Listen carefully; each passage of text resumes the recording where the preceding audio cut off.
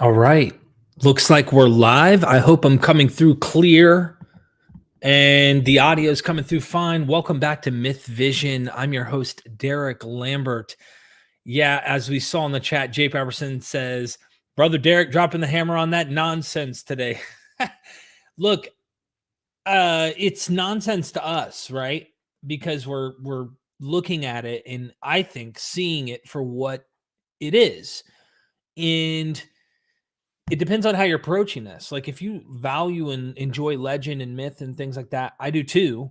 So when we say nonsense, I think what we're saying is trying to make legend and myth literal historiography as if this is what actually happened, and you should believe it too, or else damnation.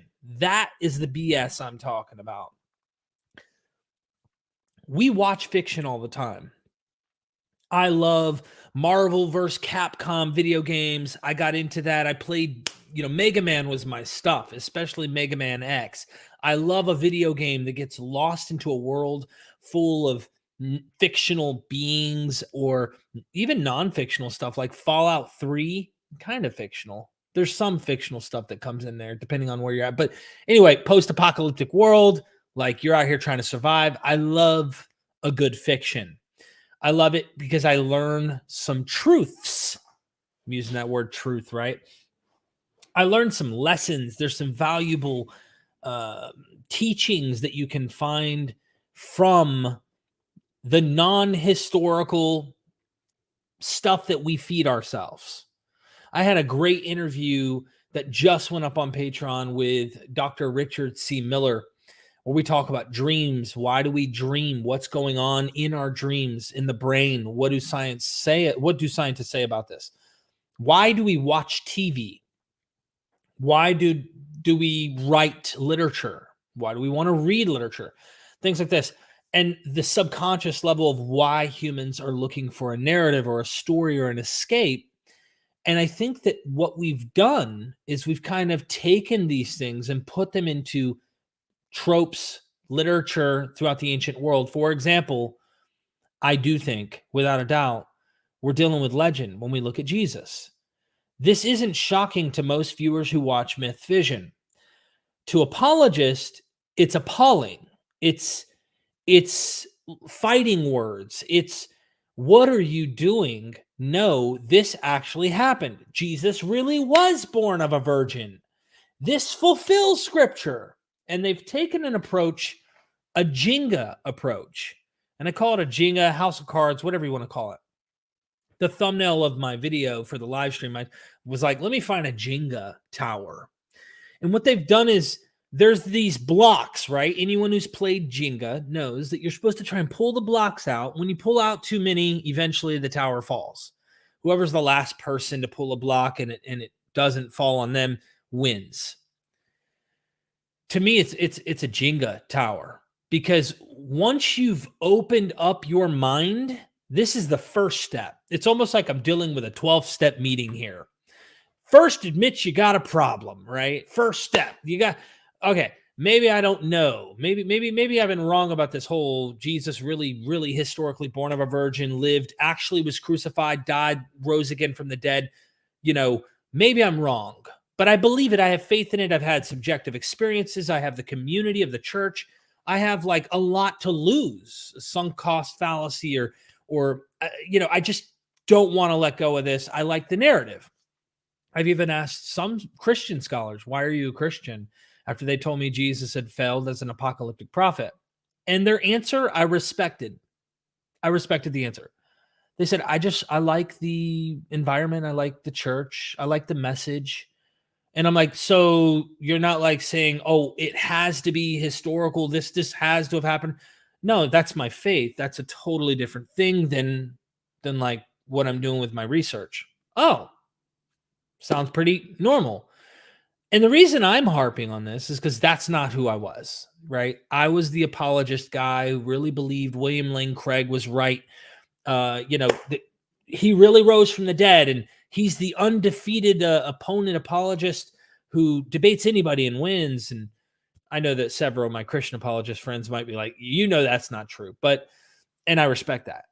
But I was like diehard Ravi Zacharias, William Lane Craig. I even was big into the Lee Strobel stuff for a long time, The Case for Christ, and got his audiobook, read his paperback, The Case for a Creator, got really deep in all this stuff because this was true. And all the other worldviews were wrong. But I was only raised up through Christianity.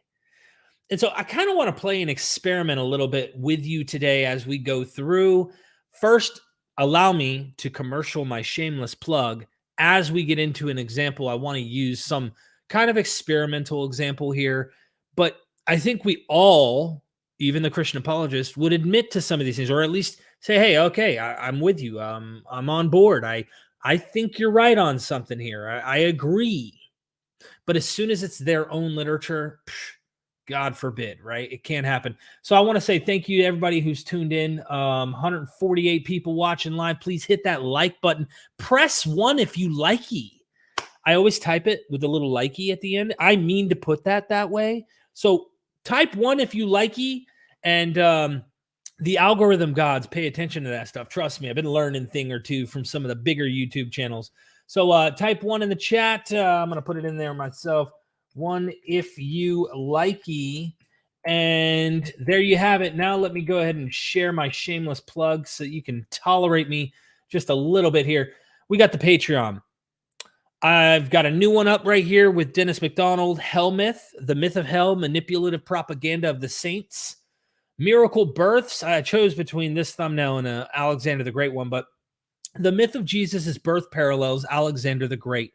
Dr. Richard C. Miller documents this in his book, Resurrection and Reception in Early Christianity, and he shows the parallels between Alexander the Great's birth, which is documented well before any of the Gospels were produced, and there are very many traits that have similarities between the birth narratives.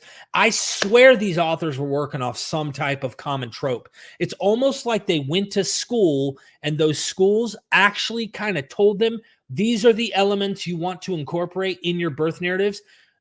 And the way a birth narrative is seen, as Richard Miller put it, I wholly agree with him after digging into this for some time. It was like a reward. It's like a trophy. At the end of your wrestling match, your football game, your baseball game, whatever, you're young, your kids' games, whatever. Someone, you got to relate somehow, some way, shape, or form. You reward with a trophy. And when a noble person or someone of great stature, a philosopher, you name it, in the ancient world died, you gave them like either damnation, kind of like what we see throughout, was it 1 Kings, 2 Kings, where it talks about, and this king did evil in the eyes of the Lord all the days of his life. And oh, this king did good and all that. Oh, so he gets kind of a reward, like a stamp of approval. They don't deify him though. Here, Jesus gets deified. Anyway, don't want to get to Jesus too much because we don't want people running away yet. All right. I just want to make the point. It's like they're working off this script that when a noble person or of importance dies, you give them a hell of a birth. You give them a hell of a life. You give them all sorts of portents and miracles. And this is what they did. It was the blueprint to an amazing person. As John Dominic Crossan did a debate with a Muslim once, who was talking about, well, Muhammad never claimed to be son of God, and Allah does not have sons of God, and that's 7th century. Like, John Dominic Crossan hit the nail on the head. He said, if your guy existed in the 1st century, coming back to me large for a second, if your guy came into the 1st century and tried to pull this stunt, he would have been like maybe a side note in a historian's thing going, yeah, this guy of nobody, this nobody. Like, he'd have never made it into fame. He wasn't a son of God. He never had deification. His God didn't have any sons. Screw them. That's literally what Muhammad would have been if he was born in the 1st century trying to play what you see in the 7th century. Then the reason it worked the way that it did in Arabia, probably helping with the geography, being distanced from Constantinople, what was going on directly in Persia, but eventually they conquered that pretty quickly. The only other people that did better than them were the Mongolians. So the reason I think they did so well with this is that for 6-7 centuries, Christians ate each other to death debating, Okay, so the hypostatic union, Jesus is fully God, but he's also fully man. No, he's 50% man and 50% God. Hold on, does that mean that God died on the cross when Jesus died?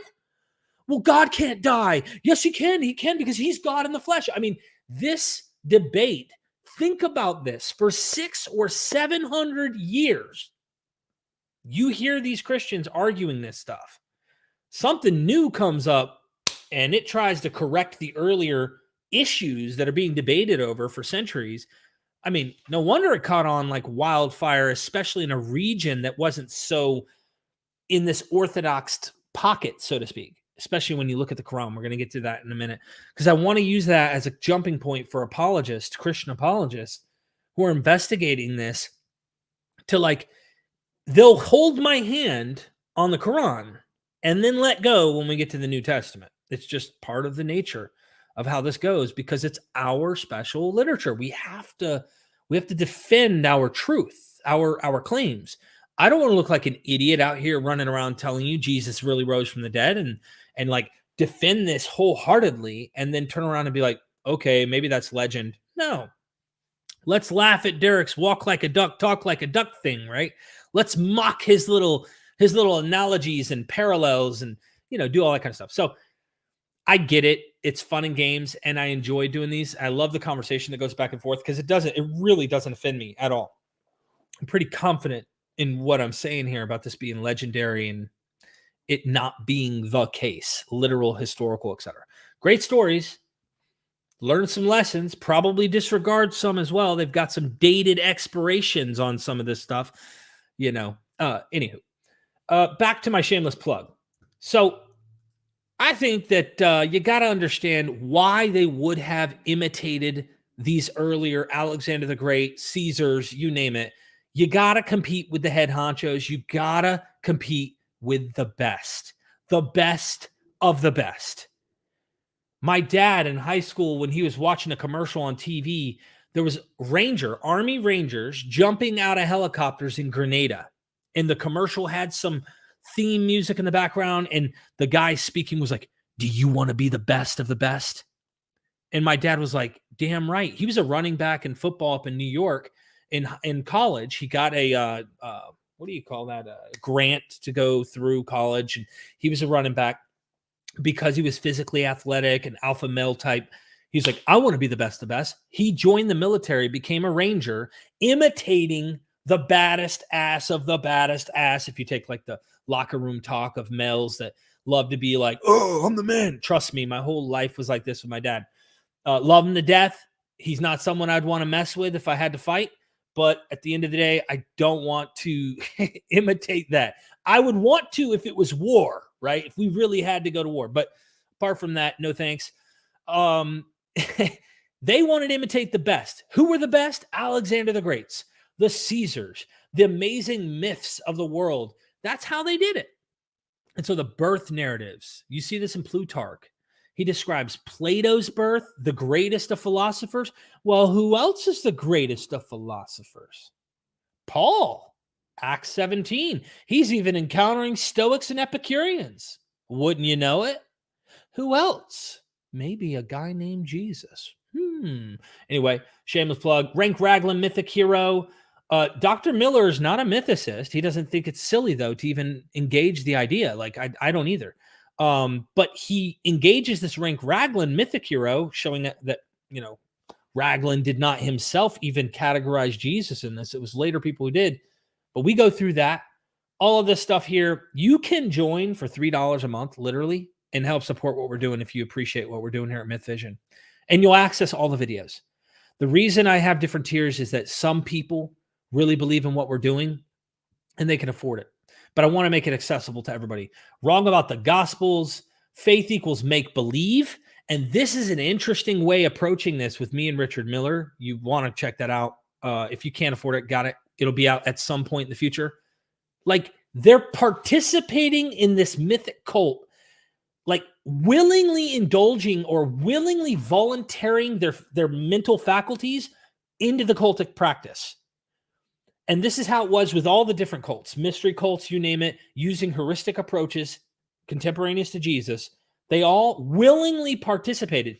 And this is where it gets weird. Like, look at the cult of Attiest. People were cutting off pecker and balls to be like Attiest. Literally.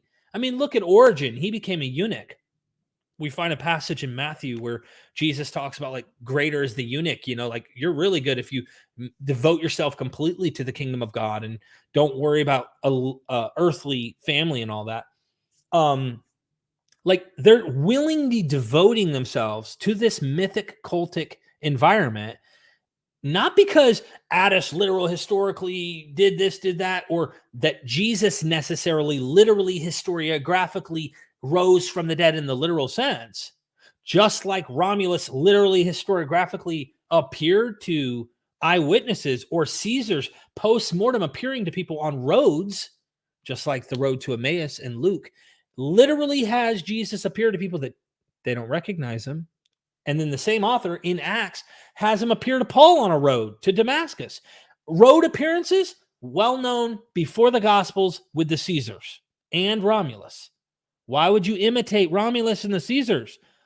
I wonder, especially if you're trying to reach a Gentile Greek and Roman audience. Anywho, we go through all sorts of stuff. Myth making. I already did this one live. Just another demigod. Demons did it. Jesus and the Sons of Zeus with Justin Martyr. We have a blast. Jesus Fables. Anyway, I've been doing a lot with that. We've got 2 courses coming up with Robin Faith Walsh. You're going to want to stay tuned on. Check out our mvpcourses.com. Lecture 1, M. David Litwa. Ancient Greek mysteries, dealing with the mystery cults, including the mystery language of Paul. Is there some commonality between Paul's letters and the mystery cults of the time? Samothracian, Eleusinian, takes a second to load. Orphic Dionysian, Isis and Osiris, Pyamandrous Corpus Hermeticum mysteries, Sibylle and Attis, and of course, Christianity and the mysteries. Also, the quest for the historical Jesus, just going through the scholarship of where New Testament studies is today, and great men along the way. Creating Jesus, one of my favorite courses with James Tabor, reading Mark as Mark, not as Matthew paints Mark or tries to correct Mark or tries to add to and change and do his own thing. Literally Mark as Mark. And we go in depth. So once you get trained on seeing a gospel in its own little window, that changes the game on how you understand or approach these gospels. Also, introduction to the New Testament for everyone with Richard Carrier. He goes into like, how do you even navigate investigating or looking up words and the meaning of stuff? So you can sign up for that. Dennis McDonald's course that I edited and I participated in. This was a heck of a course, 18 lectures. You want to see how the Greek old stories of Homer's Iliad, the Odyssey, Euripides, Bacchae, etc., are being utilized in the New Testament to imitate and make Jesus better than Dionysus, better than Odysseus, better than Hector, better than all the heroes of fame and renown.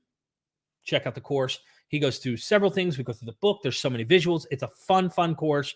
Also, The Real Ancient Israelite Religions with Dr. Kipp Davis. And I think he's got an interview coming out on Apologists channel soon. So stay tuned. Now, list of legends in the Quran. I just Googled this real quick because I've already looked this up in the past. And I was thinking, Christian apologists would be more than happy to admit, like, the Quran has some legend because they don't view the Quran as sacred. They don't think it's scripture. They think this is some people down in Arabia that are kind of borrowing and co-opting Jewish and Christian identity, Jewish and Christian origin stories, Jewish and Christian tradition, folklore, legend, mythology, you name it, right? Because we know that there's also like Jesus turning the clay birds into living birds in the Quran. Like Christians, from what I know, don't think that literally happened. That's pseudopigrapha. They don't agree that because it's not canon. Well, the Quran seems to have the sleepers of Ephesus. I mean, there's various things. I'll list a number of them here. So parables, pieces of folklore appear in the Quran, often with similar motifs to Jewish and Christian traditions, which may predate those in the Quran. Some included are the story of Cain and Abel, Abraham destroying idols, Solomon's conversion with an ant. I mean, that should red flag you, right? Like, his conversation, sorry, with an ant. The story of the seven sleepers of Ephesus, which is an important one. Several stories about Mary, mother of Jesus. Folklorist Alan Duns has noted 3 folk tales in the Quran that fit the pattern, those included in the Arne Thompson classification systems of folklore narrative. Peter G., I'm not even going to butcher his name.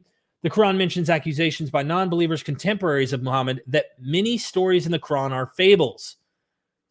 The Quran mentions this. Now, I don't know about you, but you probably would agree with me. Like, this makes sense, right? Those who disbelieve say, the Quran is telling you that supposedly this is what disbelievers at the time are saying. This Quran is but a fabrication which he, Muhammad, himself has invented and some others have helped him with. So they have produced a wrong and a falsehood. They also say, those disbelievers, it consists of only fables of the ancients which we have got written. They are being read to him in early mornings and evenings while people are at home, so nobody's around. Say, it is a book full of knowledge revealing many secrets, such as no human being could in any wise discover by himself. He who knows all the secrets contained in the heavens and earth sends it down to teach you some of these secrets and guide you in your life so that you may attain happiness in both worlds. He surely is all forgiving, all compassionate. Now, look, that was nice at the end there. I've heard many Muslims today, they'll use this like there's secret things that no one could have taught them. That's why they die on the scientific miracle claim. Some of them, they go, hey, this is scientific miracles that the Quran knew in the 7th century AD. And we only now know from science. This is kind of the stuff that encourages that thought. But I don't think that's what was necessarily being meant here. I just think that gets used by apologists in the Muslim world. Now, Christians, I hope you would amen me, high five me, and go, yeah, we don't buy that. But the question is why? Why? There's so many Muslims in the world, right? Using kind of a broad amount of people who believe this is really Allah's word, the true God, the one and only true God, not the Trinity, pagan, polytheistic deity as they would love to throw at you. No, this is the one true God who's conveying his revelation. Now, I hope you would read this and go, maybe this is really accurately portraying that there were people at this time that were saying this. The other option is whoever's writing the Quran at the time is vocalizing this to try and deal with contemporary issues when the Quran's being compiled or created. So if, Uthman is over here and they're putting the Quran together and there's people who are saying, hey, you guys some of these stories you're putting in here, because I don't think the Quran existed when Muhammad was around. It's after he died, which means it's anachronistic. So some of these things you guys are putting in here, man, these are stories we already know about. These have already been written down. What are you doing? You guys must be writing these things down or talking to Muhammad when we're all in bed at night and we're not around in the morning. That's how he's getting this information. I don't know what the truth is about that. I can tell you what I think. That is far more likely than... Well, demons made the stories beforehand, using Justin Martyr's kind of analogy. I'm being a little bit funny here. But demons, well before the Quran, made those stories look like what the Quran was going to eventually have in it. And sure enough, the Quran has the accurate version. They do this with the creation mythology of the Bible. The Quran does this with almost everything. I mean, the real true son of Abraham ends up Ishmael, not Isaac. So they kind of cut the Jews off in a way. In some sense, you can see that they're like, hey, man, we're really the chosen child. They've kind of created and connected themselves so that their book kind of, I guess you'd say, negates anything prior to it as falsehoods, inaccuracies, etc. And they can get away with some of this. There are many Muslims who watch MythVision and they see the critiques we give of the Bible, the critiques we give in the New Testament, and they're high-fiving MythVision going, amen, we see it, we agree. Why? Because they, in their own point of view, don't need those texts to be accurate. In fact, it helps their case in their mind, the apologist in the Muslim world, that I show critiques like problems with New Testament stuff, contradictions, myths, legends, etc. And they just go, yep, the Quran already predicted this one. Check, check. Wow. So we've got Muslims going amen to MythVision when we're critiquing New Testament Gospels or we're critiquing the Bible. Because remember, there's all sorts of flaws and man has tampered with it and changed the true message. But somehow, 7 centuries after Jesus, the real true message comes. And of course, what better way than an unfalsifiable way of saying an angel named Gabriel in a cave gave this to a guy? You can't prove he didn't. Prove he didn't, Derek. I mean, I can give you very good reasons to say this literature floating around in Arabia. We know Christians and monasteries and such were in Arabia at the time. We have archaeological data to show Christianity was down there in some forms. This literature in Egypt's not too far, by the way, from where all this was starting. So I see some of the literature that would have come from Alexandria, Egypt, or these regions coming over into the Quran. What's more likely? The angel Gabriel literally gave the revelation to a guy in a cave that looks very much like the Christian literature that's already been existing for centuries, the Jewish literature, which have been existing for centuries, or, you know, they ended up borrowing from the literature of Jews and Christians around. That seems the most plausible to me. I wouldn't go and jump to the conclusion of the angel Gabriel. And I hope that Christian apologists watching me so far are like, yeah, I'm with you. We agree. Like, we're on the same page. I don't for 1 second think that the Quran is truly God's word. And they might have several other reasons they might bring up. Cain and Abel, Abraham destroys his idols, which you get into the Kaaba and you start seeing, okay, what the heck's going on? Solomon in the Valley of the Ants, which is pretty, I can't get any clearer than that, in my opinion. There's a lot of them. So you just Google legends in the Quran. You'll find Dul-Qarnayn is a really big one to me because this one deals with Alexander the Great. And we know historically, Alexander the Great, he loved a man. And we're pretty, I mean, from what I can tell, most Muslims I know see same-sex relationships as like one of the big sins, right? One of the big ones. Just the same way like super conservative Christian nationalists or Christian evangelicals kind of see homosexuality or same-sex relationships as like the big no-no. And this guy is like the legendary hero. Alexander the Great was so gangster, I'm going to use modern language, so badass in his conquering the world, which Muslims eventually do, at least a large portion of it, pretty quickly, that he ends up in their holy scriptures under the name Dul-Qarnayn, the two-horned one. Now, I know apologists will try to argue. They will try to not make this Alexander the Great. I've already done interviews with academics who have shown contemporaneous data from literature using similar linguistics and things showing you Dul-Qarnayn is Alexander the Great. Christian apologists, if they watched it, would be like, dude, amen, brother. Hallelujah. You're saying what we love to see, and that's what's going on here. We agree.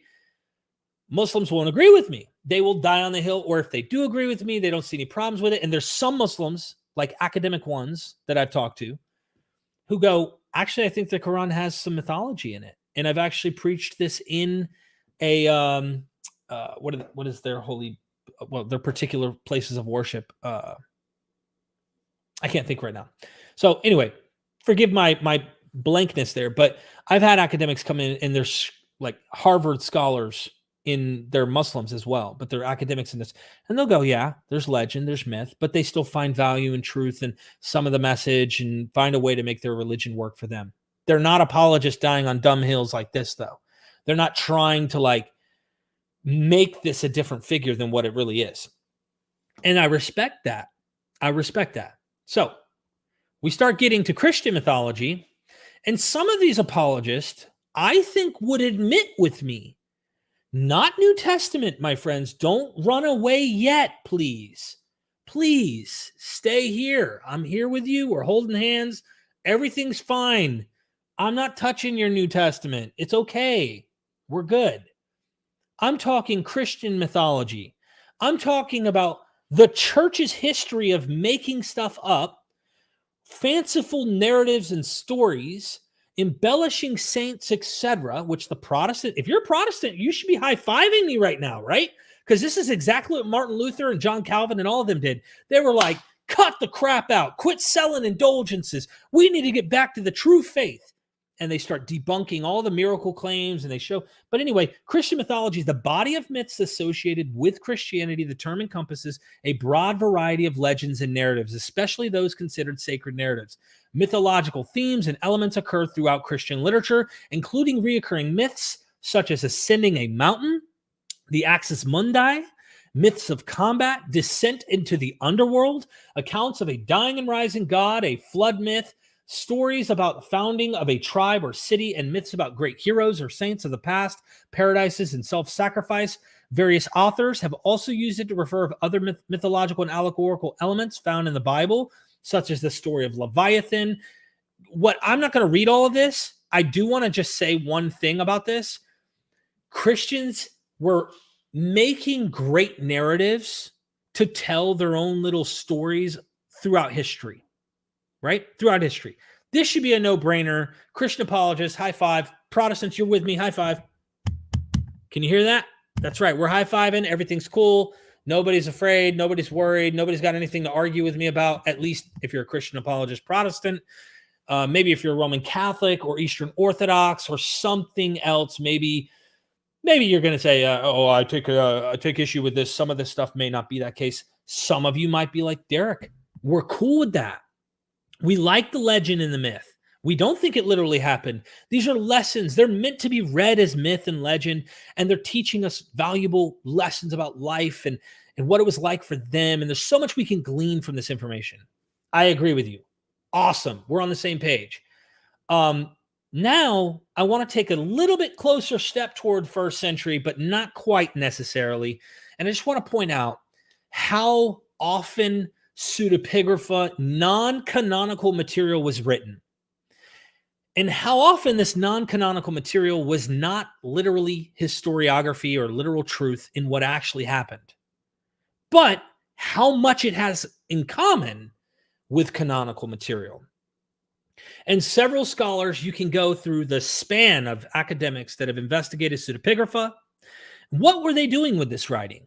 It depends. But oftentimes they were embellishing narratives, inventing stories about Jesus or about Paul or about Peter, the Acts of Peter, the Acts of Paul, the Acts of John, the Gospel of Mary, the Gospel of this, the Gospel of that, the Gospel of Peter, the Gospel of Judas. Well, they're inventing fiction where there's some verisimilitude. It has historical anchoring to the reality of context oftentimes. Sometimes they're persecuted and brought before the Caesar, and they're killed in front of the Caesar, willing to die, or they're being told that they're innocent, etc., etc. We are looking at several. Literally, I would be interested to see how much pseudopigrapha anyone in these camps are saying are historical. And I'm talking about not that they have anchored realities or possible historical information in them, because I'm sure there's something there you could go, well, that was a historical place or person or thing. But are they writing histories? No. So the vast majority of this literature that is not canonical is fiction. Throughout Christian history, they're dealing with mythologies, legends, folklore, all that. Now I'm coming back to me full screen so you can see my ugly mug. I'm making a case. But I want to pause. I want to skip. Let's go back, man. I'm not interested in stopping at the first century because I got to keep you with me. You can't leave me. Do not forsake me, my friends. Because I want to deal with the pseudopigrapha of Jewish writings that predate from Enoch to Melchizedek literature. There's literally writings in the Dead Sea Scrolls or the Dead Sea material. You have the Maccabees. You have all sorts of literature rooted and anchored with historical verisimilitude, but oftentimes fictionalized. It's narrative. They're not telling you what literally actually happened. There are narratives, stories to convey messages, apocalyptic literature to tell you about what God's going to come back and he's going to save the day. And I'm looking at all that literature and I'm going, they're not trying to write a literal history here. They're trying to give you some message of meaning, etc. And the list can go on. I mean, I've been doing recent interviews. Again, Richard C. Miller. You guys know Dennis McDonald. I have a fascination right now with those scholars who start with classicist. They're dealing with the broader Mediterranean world and the literature of that time, not starting in New Testament, Jewish only kind of ideas. They need to know both worlds, Jewish and Greek and Roman, in order to really get this, I think. And most of the scholars aren't trained evaluating that material. They're not examining it from both worlds. They're trying to make apologetics to say, the Jews hated the Greek material. The Jews hated it. Look at the Maccabees.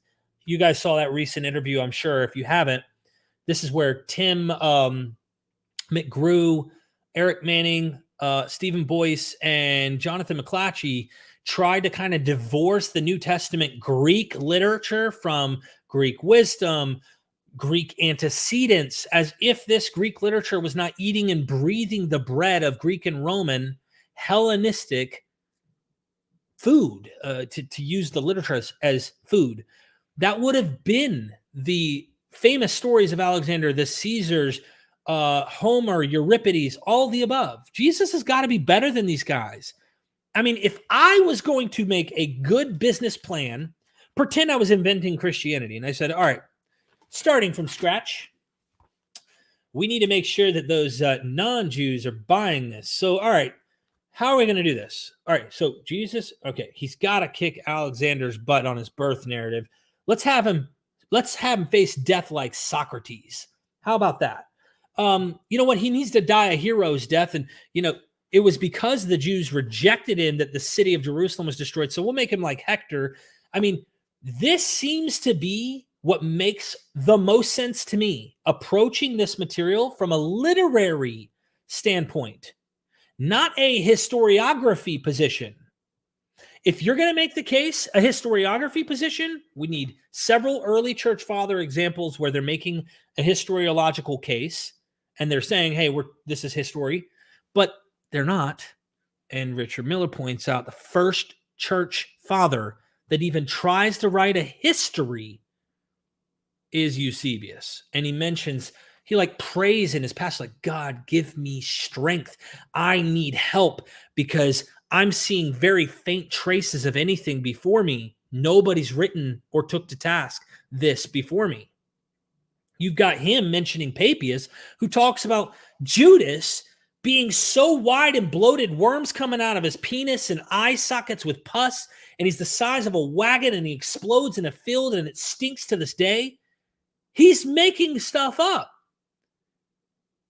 So it seems that the modus operandi is to make up stories. But we get to these 4, really 5 if you count Acts, but same author of Luke. And we go, but this is what actually happened. And when you start looking into this, you start to find out really quickly, holy smokes, birth narratives. I've read that before. Holy smokes. Again, I always refer to this. I can't get enough of it because whoever wrote this material had to be educated in Greek education, not just someone at home. They were schooled. And they knew a thing or two. Because when you read Suetonius, Lives of the Caesars, again, I love going to this. The Divine Augustus, that's the first emperor of Rome. Paragraph 94. And now that we are on this subject, it would not be irrelevant to add an account of the events before his birth, on the very day he was born, and subsequently from which could be drawn the hope and expectation of his greatness and enduring good fortune. When in ancient times, part of the wall of Villatrae had been touched by lightning, this was seen as a sign that a citizen of the town would one day be ruler. Bolstered by this, the people of Villatrae immediately waged war with the Roman people, and on many subsequent occasions too, almost to their own destruction. Now pause for 1 second. Is that historical? Did that happen? Maybe the people of Villatrae, or however you pronounce the actual name, Villatrae, saw lightning strike a wall and thought, this is an omen. This means that we're going to win a war or something. They pick up their swords and they go to fight Rome. And they start getting their you-know-what's handed to them. And it's not looking good. Almost to their own self-destruction. So it says that one ruler would come from them, right? Bolstered by this, the people of Ilitri immediately waged war with the Roman people, and on many subsequent occasions too, almost to their own self-destruction. I don't know if that's historical or not. Finally, however, it became clear that this event had been a sign portending, portents is kind of predicting prophecy, so to speak, but it's really like a sign of something to come. Portending the power of Augustus, Julius Maranthus records, and sounds like he, whoever Suetonius is sourcing Julius Maranthus. Don't worry, I'll get to your super chats soon too. Thank you for all the support. I really appreciate it. It means a lot to me, but I'm having fun. I love this stuff. And let's have fun doing this, right? But I really hope you see what I'm doing here.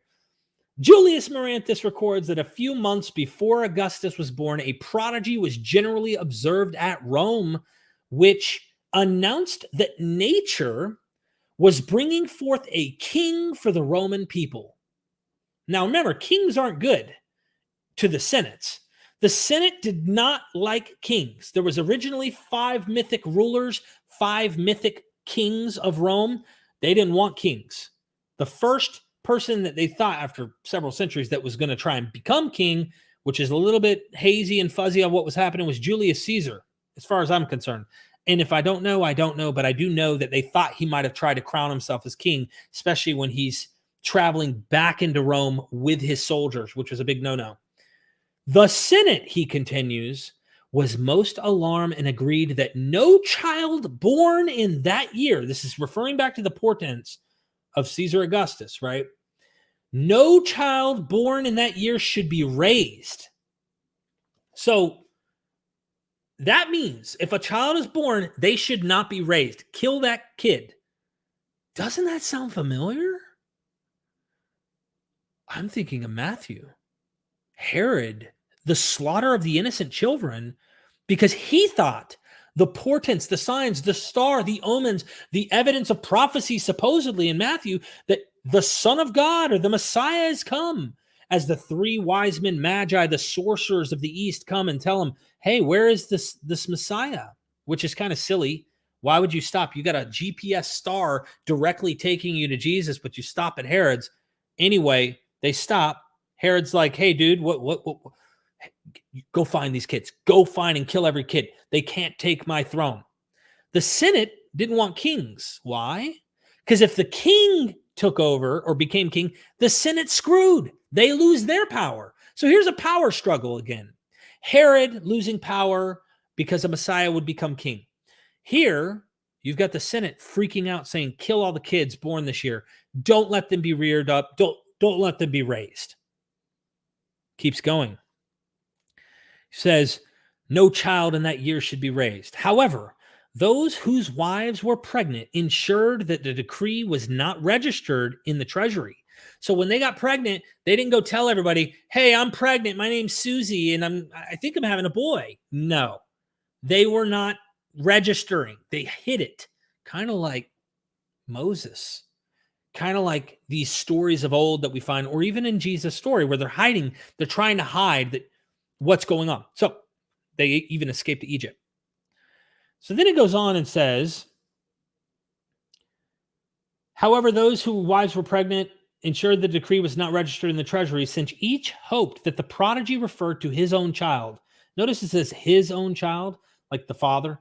I read in the books of Asclepiades of Mendes entitled Theologomena that Ittai, A-T-I-A, attending the sacred rites of Apollo in the middle of the night, had her litter positioned in the temple and fell asleep.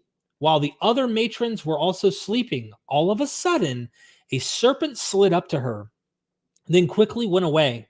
On waking, she purified herself as she would after sleeping with her husband, and at once there appeared on her body a mark in the image of a snake, and she was never able to get rid of it, so that ever afterwards she avoided going to the public baths.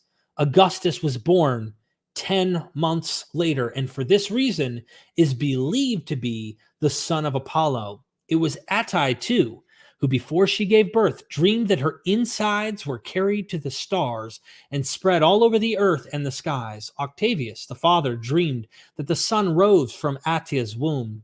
On the day of Augustus was born, when the conspiracy of Catiline was being discussed in the Senate House, and Octavius stayed away until late because his wife was in labor, Publius Nigadus, hearing why he was delayed, was, when informed of the hour of the birth, asserted, as is generally known, that the master of the world was born. When Octavius, who was leading an army through remote regions of Thrace, sought guidance concerning his son at home, barbarian rituals in the grove of Father Liber, the same prediction was made by the priest, for so great a flame had leapt up when they poured wine on the altar that it passed beyond the peak of the temple roof and right up to the sky, a portent which had only previously occurred when Alexander the Great offered sacrifice at that altar. And on the very next night thereafter, he dreamed he saw his son, of greater than mortal size, with a thunderbolt and scepter and emblems of Jupiter best and greatest, and a radiant crown on a chariot decorated with laurel drawn by 12 horses of astonishing whiteness. He goes on to describe how an eagle flies by and takes the bread out of Augustus's hand, Octavian, and then when it flies up to eat the bread, it realized somehow it knows, holy crap, I just took the King of Kings food. I got to return this food back to Octavian, the divine. And he comes back and he hands his food back to Octavian and flies back off. Now, we know that happened, everybody. All the things I just read, that's literal historiography. And it's not even as crazy as some of the stuff we hear in the New Testament. It at least says something's a dream. That could be a real dream. That could be based off real history. Like some of the things I just read in Suetonius that seem highly legendary, my friends, are more plausible if I were to compare them over to some of the things I'm reading in the Gospels. And on a serious note, scholars don't think that is what actually happened. They don't take for a second that this is historiography. They say this is legend. And they're putting a birth narrative where he is divine, how his birth became, how he came to be the noble man that he was, and the life of this great man, according to Suetonius. Sounds familiar. Sounds like these authors are aware of a trope and they know how to write great stories about Jesus. Back to the Jenga tower, and then I'll get to super chats. At what point, when you pull the block, does the tower fall? At what point do you go, all right, Luke, Matthew, the birth narratives, highly legendary. They're not writing history. This is not what actually happened. We don't need that. By the way, if you do that, you're already going against some of the creeds about the virgin birth and stuff that we see later on. But let's just do it because we're trying to be honest. We're not trying to fit what men wrote centuries later to try and stamp political power over this movement and keep people in line with what they want to be true or not true. Okay. Birth narratives, got it, legend. Ascension. I'm not going to get into the argument here. Ultimately, I would refer you to Richard Miller's book toward the end here. And I know that Christian Apologist in that one video that did a response to Dennis McDonald mentioned in passing, Stephen Boyce mentioned in passing, but page 175, you could see there's a chart here where it lists missing body, prodigies, darkness over the land, mountaintop speech, great commission, ascension, son of a god, meeting on the road, eyewitness testimony, taken away in a cloud, dubious alternative accounts, immortal heavenly body, outside the city the people flee, deification, belief, homage, and rejoicing, bright and shining appearance. Flip the page.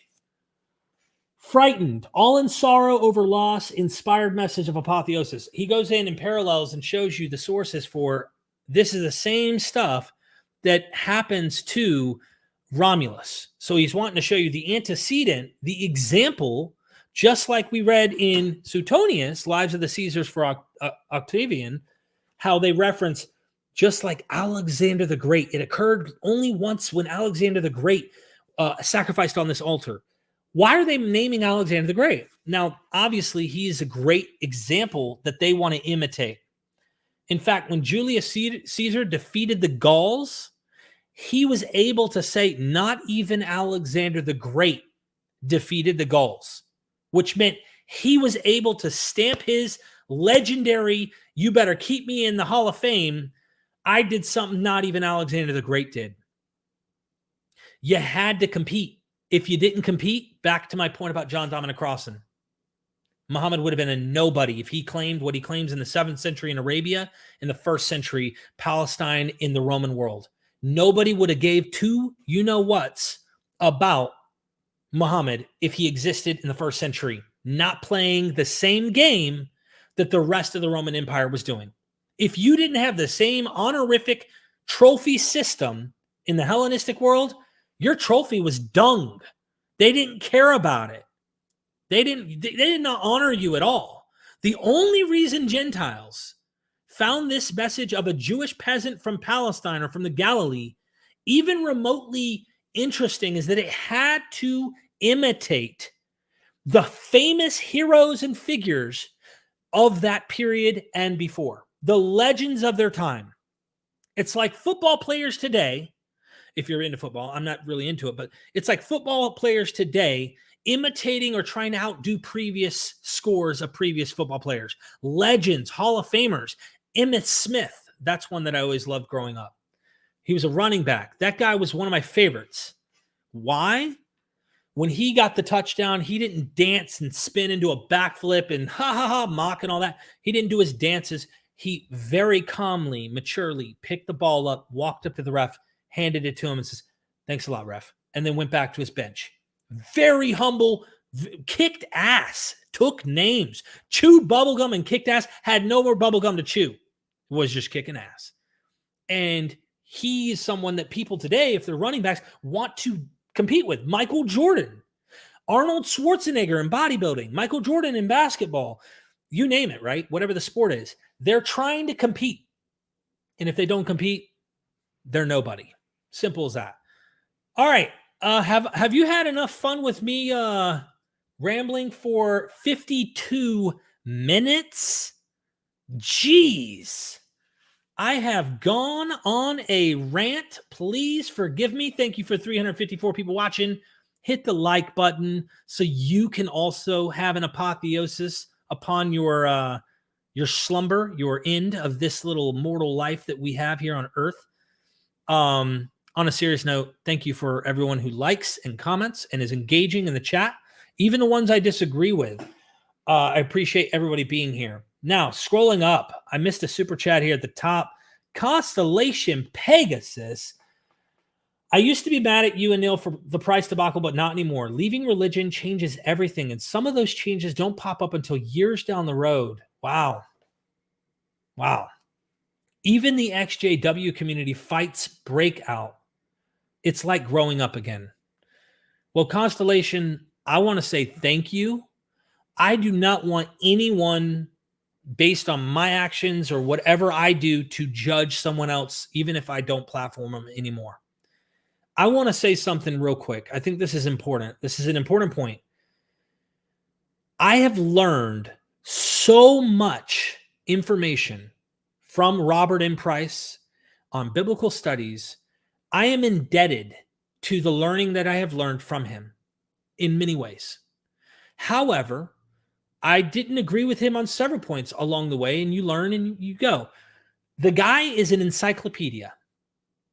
And I hope that his family and his loved ones and he himself lives long, and I hope the best for him. And I just want to say that publicly. I really do.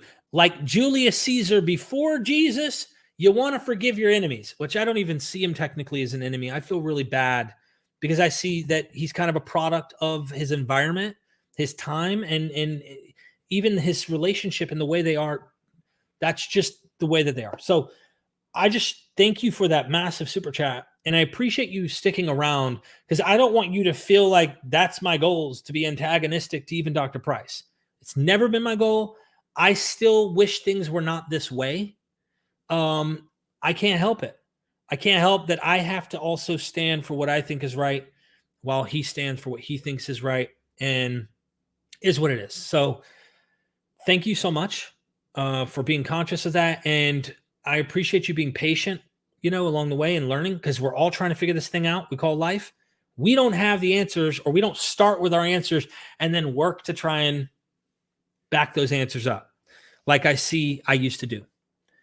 Again, I appreciate you always. You've always come through and helped support the channel and stuff. And I know there was moments of tension after Bob Price and all that. But I see it also in the XJW community, where there's struggles between things that have happened with Lloyd Evans and others. And I'm like, that's exactly what the Jehovah's Witnesses want, actually. They want that strife because they want to be able to get more people to come back. So you see it, and we're all learning, right? So thank you so much for that. Sorry for spending a little bit of time on that. I think it's necessary to kind of say it, because no matter what I say or agree or disagree with Bob Price, I will always care about him. I always have. And like it or not, that's just who I am. Scrolling down. I'm hitting your super chats because you're what keeps me alive. Saint Michael 1976, thank you for becoming a member.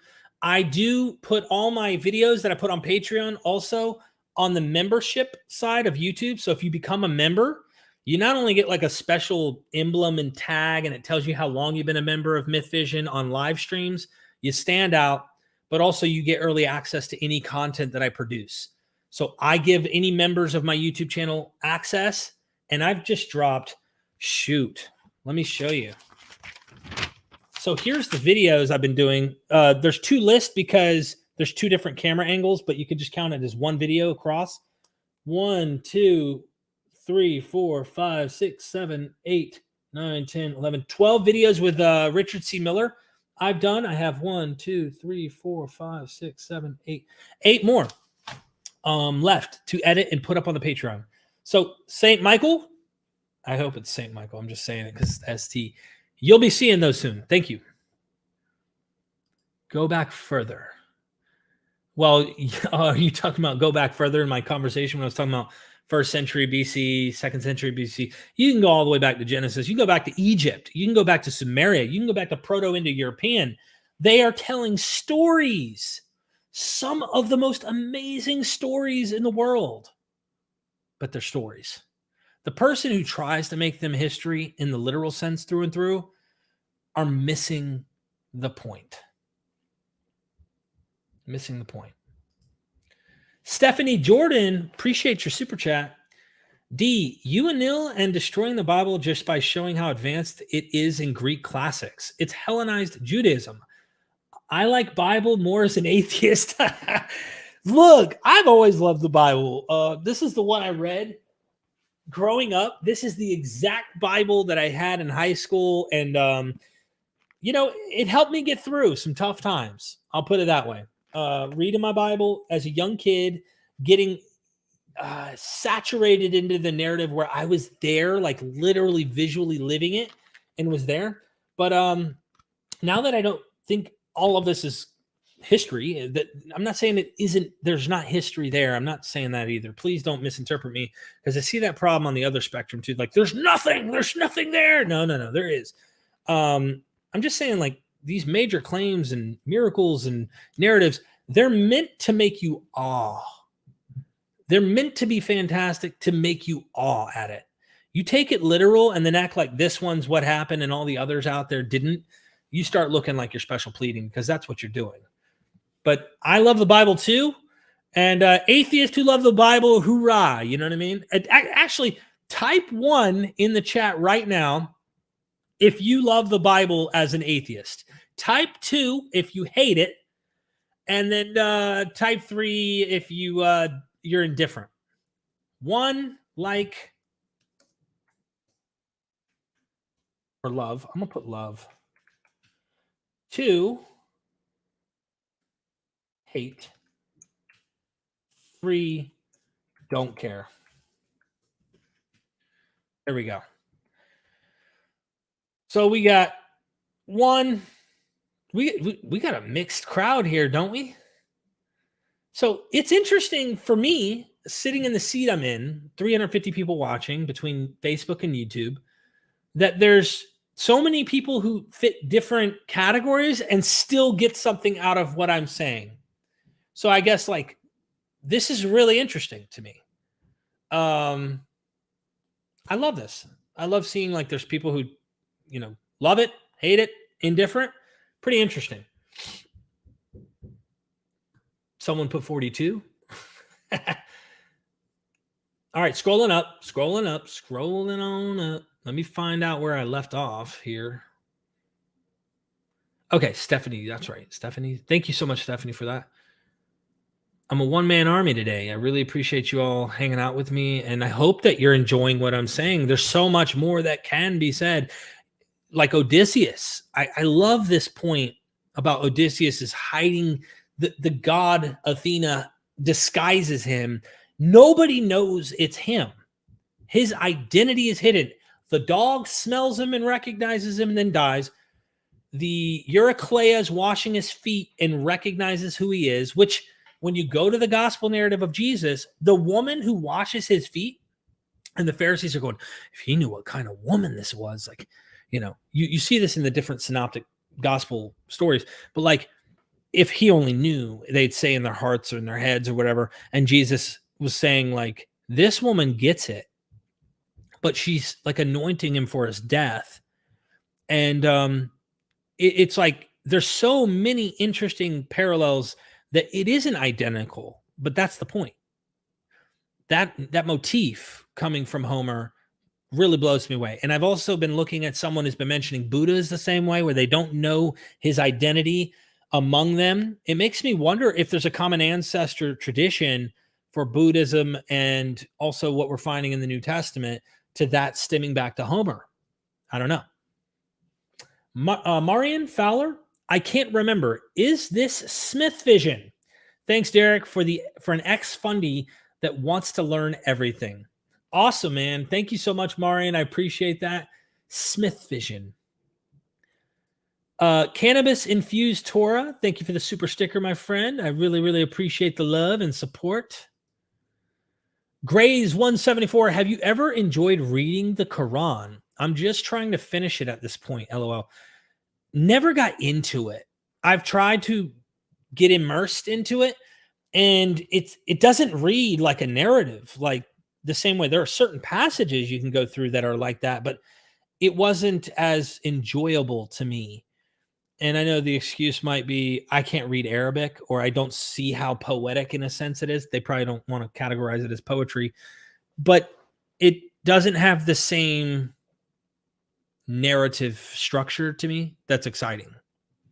So I didn't enjoy it as much, but I also kind of study it and learn things along the way from it and listen to academics who talk about it. I try to find the secular ones and those who are not apologists making arguments. That's what I try to do. Thank you, Grays. Good to see you here, by the way. Michael Apple in the house. Michael, good to see you. Been a minute. I haven't seen your name in a minute, but I'm sure you're out there watching and enjoying some of the content. So thank you, Michael. Appreciate that. We're getting through the 1, 2s, and 3s now. All right.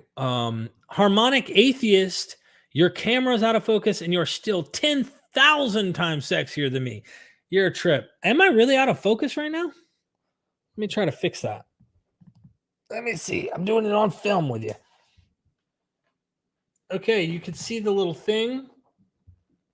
I got to reach with my long arms. Is that better? I hope you can see me better there. I hope that's better. Let me know. But thank you so much for that 666, my friend. Really appreciate it.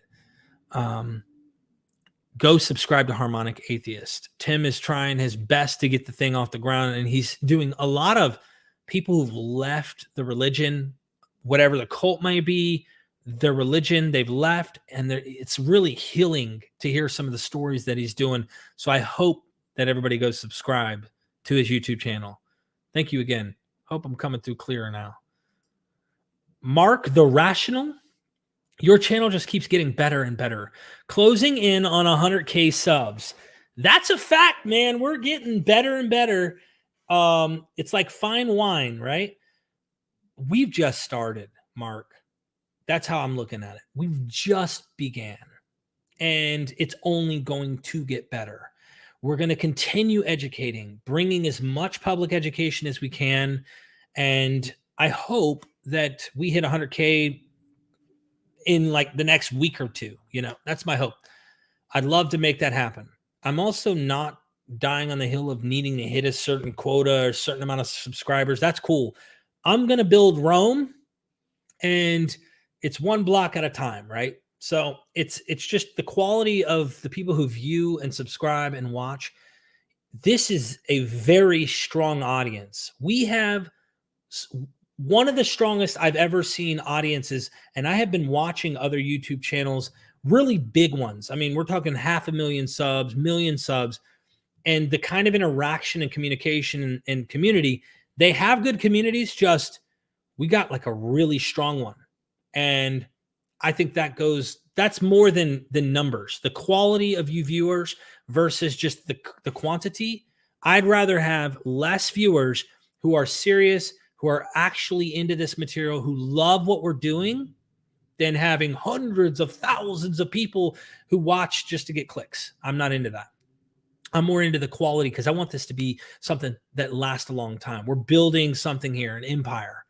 We're changing the game. So, Mark, thank you for contributing financially and for the 100K, portent, the prophecy. And when we hit 100K, remember, Mark the Rational is a prophet.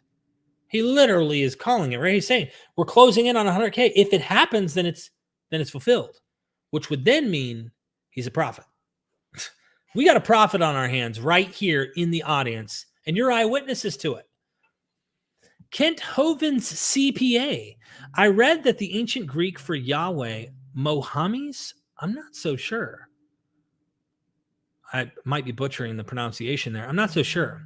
What I recently came across, and I'm sorry if I'm derailing from this, but how the Greek and the Romans literally, well, Greek, Romans, and Jews, the Hellenism of the Jewish people, would call God, Jove, Zeus. So Yahweh, Zeus. And there were interchangeable names. In fact, the Maccabean revolt, the whole reason this revolt took place or is happening, Richard Miller brought this up in my conversation recently. And please don't critique me too much for always bringing up scholars that I indulge myself with. If I've been reading an academic, I try to exhaust their work and try to present it to the world. So you'll hear me constantly reference them because I've recently been reading and diving into the material. But he points out that the Maccabean revolt in his book here, in just passing, but he also has exhausted this in conversation with me. They were trying to build and make the Jerusalem temple a temple of Zeus. So you have they're full on trying to collaborate with the Greek and Roman world. Really the Greek world at the time, but they're trying to collaborate with them and not fight against it. The Maccabees, of course, fight against that. So I don't know about the word Mahomes. I'm not sure, but I appreciate the super chat. Thank you so much. Thank you so much. Hallelujah. What's up, Max? Hey. Okay, Ryan. I got to interview you, by the way. We got to get your story. And we're going to. I got a lot of ex-cult members that I need to interview, by the way. Oh, hold on. Black Angel real fast. Anthony Flew. Whereas markets can be found for books on reading the Bible as literature, to read the Quran is a penance rather than a pleasure. Oh, I can dig it. Especially when you're trying to get sucked into the narrative, not just be reading little things at a time, like little excerpts, little pericope. It's hard to get into. Constellation is back. How about a poll asking if people knew Mark 16, 9 through 20 are forgeries? I don't recall any pastors or elders telling people in church or a kingdom hall. You know what? You threw the 50. Let me see if it'll allow me to do a second poll. All right. Have you voted real quick? There's 407 votes. There's more. There's 410 votes. Have you hit the like button? Hit the like button right now, please. Let me refresh this real fast. Okay, I'm going to stop this poll in just a second. I hope you hit the like button. And we're ending poll now. Let's see what the statistics are. Have you hit that like button? I said 54% of you said yes. 25% of you said no. Good reminder on it now with 20%. We had 410 votes. Thank you for voting. Let's see if we can add another poll. Okay. Did you know that Mark really ended, let's just put it that way, at Mark 16:8? Yes or no? Ask community. Here we go. We'll let them vote for the next few minutes, Constellation. I'll get through these super chats. Remind me, if you will, to stop the poll, because I get a little bit distracted with some of these conversations. Wayne Rossi, it's easy to go too far with parallels. I appreciate some of these ideas, but I'd also like to see more discussion that takes a hard look at them. So I'm fairly certain we're going to have that. I've got Ian Mills, who doesn't draw the conclusions on Mark that Dennis MacDonald does, and he says he'll explain why. I personally, I don't think there'd be a way to falsify that they're not drawing parallels from it, which is another thing that people are like, well, if it's not falsifiable, then what is it? When you have clear antecedents of a Messiah whose hidden identity, he's headed home, so to speak, in Odysseus with heading home to Ithaca, and there's so many common traits, like the weird demoniac where the demons named Legion, which are soldiers cast into pigs and such. There are no antecedents that make better sense than this, and the historical argument doesn't make sense at all. I think that we're really doing ourselves a disservice by not actually going and trying to look for parallels for that, especially when the antecedents are clearly really good antecedents. Now, some of the parallels, I admit, maybe we're looking at a mirage. Maybe we're thinking there's something to some of it, and there isn't. But the fact is, Wayne, I have to fight against this. And I'll tell you why. I want to take hard looks too, and I think you would agree with me, but I want to fight against this whole reluctance on parallels, period. For so long, people have been viewing these gospels as just histories in terms of scholarship. Like in the past few centuries, people are trying to argue these as scholarship. Unless you look at David Friedrich Strauss or someone who's trying to look at them as mythographies or they're legends or they're not literal histories. Most of these scholars we're engaging are trying to find out this is what really happened. This is real history. And there's been so much ignoring of Dennis MacDonald's work that has gone in academia that I feel it's almost my duty to really highlight what has been ignored for decades, and it hasn't been highlighted. It's almost like they found a few scholars who've made critiques of what they think about Dennis's work. Everyone else has remained silent. It's the same argument almost like when Bart Ehrman says something, like I've interviewed Bart Ehrman, and I've said, hey, Bart, do you date Luke Acts to the 2nd century? Like, Richard Purvo did, who wrote the commentary on Acts, the Hermeneutic commentary, or like Steve Mason, who literally made the argument showing that Luke Acts is specifically using Josephus in his narrative. And he said, well, I'm not convinced of it. And so I still stick with the 80s, 85s. And I'm like, he goes, but you're in good scholarship. So like, I don't knock it. I get it. He also is the same person who like disregards Dennis's all Greek stuff and doesn't buy it. The way that Dr. Miller, again, bringing up Richard Miller, argues, he says, they call it argumentum ad Bartum.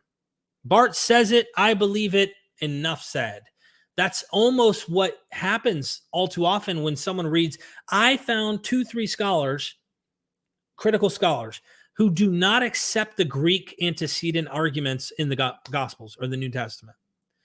And I have several scholars that are also in the vein of Dennis MacDonald, Richard C. Miller, Robin Faith Walsh, Michael Koshinosh, M. David Litwa, who doesn't take the literary genealogical approach.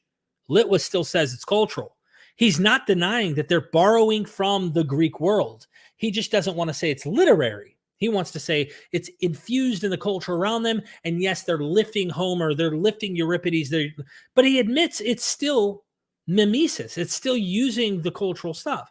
So several of these scholars say it's happening. Several of these scholars want to say it's not happening, but there's little sprinkles here and there. And I'm going, why are people just running straight up to the critics and not actually engaging the work? And when I asked Dennis, when I asked Richard Miller, when I asked several scholars, Richard Carrier even, he's part of this, he's been convinced by it, but several academics, when I ask them, like, why do you think they're not buying this? And Dennis says, they're not trained in this. They're literally not trained to evaluate this material this way. They're not. They're looking for Jewish antecedents only. That's what they're mainly focused on. And even Del Allison Jr., when I asked him this a year and a half ago, when I visited him at Princeton, and I asked him, do you think Dennis MacDonald could be right? He goes, I've never read Dennis MacDonald's work, but I've been reading Greek since 1976 or something, he said. And I said, but do you think he could be right? He goes, he could be. I've never read him. But then he threw up this thing against parallels real quick. Well, you can make parallels out of anything. And this is exactly what the apologists are trying to claim Dennis is doing. But you really have to take Dennis serious when he talks about the education in the ancient world, the Greek world, and how they had to learn this stuff. To be in Greek education, you learned Homer, even though that was a different kind of Greek. That Greek, which was more archaic, was what they learned to learn the Greek that they were learning, the koine, and the writing, the literature that they were writing. And this is something Dennis has, written much on. So yes and no. Some of Dennis's parallels, I don't know if they're true or not. So I go, could be, couldn't. But I've seen enough of the camel's head peek under the tent that I know there's a camel there. It's just how much of the camel are we putting under the tent? And I think there's more that we're not looking for. That's why when we already are being cautious and saying, I don't want to take these parallels too far. I want to stop now. I'm not interested in taking these parallels any further.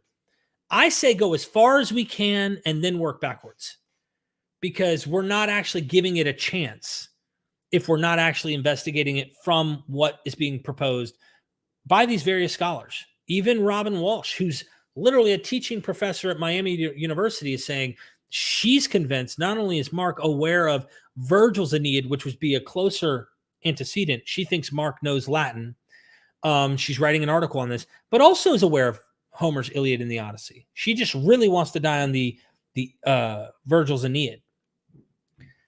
I think it's important. And I hope, Wayne, that you travel with me on this and you're willing to go with me, even if you aren't convinced of all of it.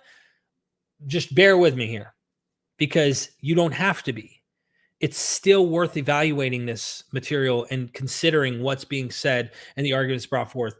I think Dennis said it this way. I hope I'm like the Charles Darwin of this kind of argumentation. Charles Darwin wasn't right about everything. He was wrong about several things, but he pioneered an idea that he hopes more smarter, brighter descendants who come after perfect and tweak and work it out where they can actually see it. But we know he's documented ancient Christian authors who rewrite gospel narratives in Greek prose using Homer in the Chintones. So he documents this in this big old tome of his that I hope people get. And if you don't have the book, can't get it, you can take the course, because we actually have the book show up on the screen. We go through the examples and stuff. So, Wayne, I had to spend the time there because I respect you, and I've seen you on Facebook too. And I know that like, I'm not just trying to pull crap out of my butt here, but I do think it's easy to go too far with parallels. But sometimes I think I'd say most of the time, there's a phobia of doing parallels because we can find them in anything. And I think there's good methodology that we need to use in trying to approach finding out where those parallels are and why they make good sense. There you have it. TED Talk over. Wayne, love you, man. Thank you for being here. Even if you disagree with, scholars I might have on, I really do appreciate you, checking it out. Ricky Johnson in the house. Ricky, man, how you doing, brother? Hope you're doing good. Thank you for the super sticker. Shout out to you, man.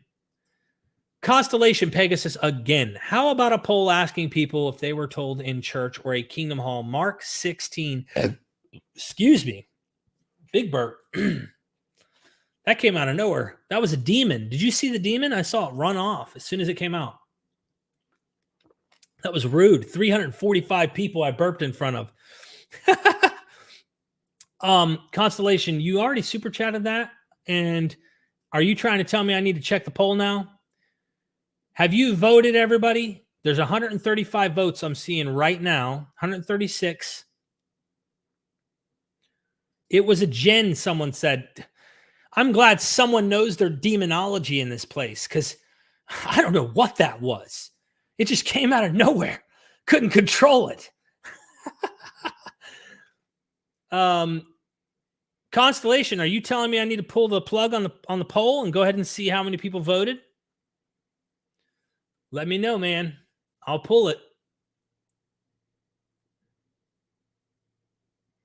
That reminded me, I'm so getting down into TMI, too much information. But you're reminded of the first time that you pass gas in front of your loved one or burp around them and stuff, and you're all ashamed. Like, you finally get older and you're just like, why was I so, I don't know, trying to hide being human? I understand there's manners too. It's not like I'm purposely trying to do that. But anyway, I don't know why. It reminded me of that. Constellation, what's the deal, man? Am I pulling the plug? I'm waiting on you, my friend. You're over here throwing money at me, man. I can't ignore you just yet. You got to tell me, are we checking it? You said I messed up. Let me know. Let me know, man. All right, I'm going to keep moving forward because I don't see you here. I'm going to try to give people a chance to vote. This is my sign. Vote. Margaret DeVelden. I came in late, but glad to listen in, and we'll go back to here from the beginning. Loving Dr. Miller. Yeah, I'm in love with Dr. Miller too. I'm not going to lie. His stuff is serious juju here. If you have not read this book, I know it's a kick in the butt. It's Routledge publication. They charge like $50 for the book. And I saw someone comment and go, he's just in it for the money for the book. First of all, Dr. Miller is well off and he works a completely different career. He doesn't even work in biblical scholarship anymore. Like, it's nothing to do with any income. It's a academic press. What I'm saying is he makes pennies on the sales, literally. Like, they might cut him a check at the end of the year and he makes like $50 for selling like 1,000 copies or something. If that, he's lucky. So just figure I'd answer that. But man, Miller's blowing my mind with some of this stuff. And he's wrote articles too. A lot of it's found its way in his book. He's written articles on the martyrology of Mark and Luke. Jesus's death was not even a sacrifice. Like we think of atonement theologies today, of various replacement atonement theology type things where Jesus died for our sins and all of that. And it's more akin to what we see with the Maccabees dying for the nation and stuff. So this idea of martyrdom that we find in early Christianity, it makes a lot of sense what he's arguing. I'll just put it that way. And if you haven't read his book, you really should. It's a game changer. Serious game changer. Can't brag on him enough. Got to check him out. Saint Michael is back with the super sticker. Saint Michael, you're so saint, it's not even funny. You had nothing to say? I appreciate the sticker again. Derek Cruz, love you, man. Keep up the good work. Derek, look, we got to keep that name going, right? Really appreciate the super chat and the support. Trick Zord, Mahomes, the QB Go KC. What's that? The KC's the football team, right? Left 2 years ago at 35. Was so funny. Once I found it wasn't 100% historically true, just thought, then what are we even doing? A lot of people kind of come to those aha, and they're like, all right, I'm leaving for good. I'm done. I've been duped. This is not literal history of what happened. I felt that way for a while, but I wanted to know more. I kept going and actually fell in love with the myths. I fell in love with the stories. I fell in love with the way that people did this. And I think that these texts are oftentimes abused by apologists. So people, as you voted earlier, people hate it or hate the Bible. And I can't blame a lot of people for that, because look at what people have done with it, right? They've justified so many horrible things in history using the Bible. And then some would justify, or they say the Bible is what made me do good things or whatever. I think people are just good people. So that's why you can have a very evil, hateful person who lines up with things they find in the Bible. In fact, one interesting thing before I move forward, and don't think I forgot about you, Constellation. I'm going to see if you messaged to tell me to pull the plug. I was watching this Ku Klux Klan member tell their testimony on Soft White Underbelly, and holy smokes, it was just shocking to hear this kind of information. He's a guy down in the South in America. He gets approached in a Walmart with a pamphlet by another white guy who's just like, hey, man, come out to our cookout. We'd love to have you there, blah, blah, blah. He ends up going that Saturday or Sunday. I can't remember what day it was. He goes, and it's a Klan rally, a Ku Klux Klan rally. He's sitting, listening to the preacher at this cookout hangout, and the preacher's preaching from places in the Bible that he has never heard a preacher preach from. And this preacher says, they aren't going to tell you this in church. Let me teach you from the word of God. And he turns to Ezra and Nehemiah, certain prophets, and points out how God restricts you from, or they think they're Israel, right? Because the church replaces Israel. So they think that they are the children of God, children of Abraham, children of Israel. And it's do not mix your seed.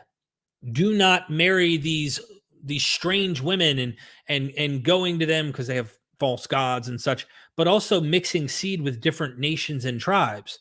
And they teach this. And the guy goes, I have never heard this at my Baptist church. I never heard this at any of these. This is God's word. Let God be true and every man a liar.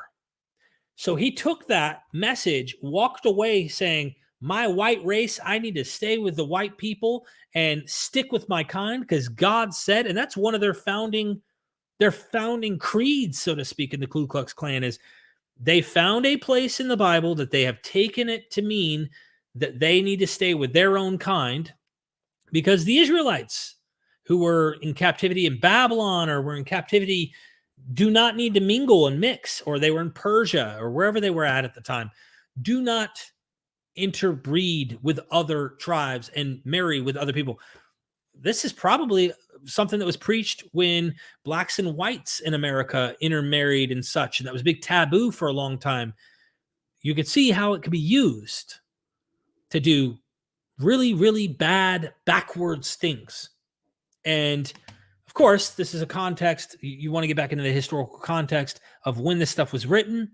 They weren't the only people doing this. So for people who want to slam Jewish people for that, no, they weren't the only people. The Athenians in the Greek world, they were xenophobic as crap. They were the chosen ones, descendants of the gods. They were the best, and everyone else was beneath them. They were the chosen, so to speak. So it wasn't just Jews that had this kind of literature and that were saying similar things.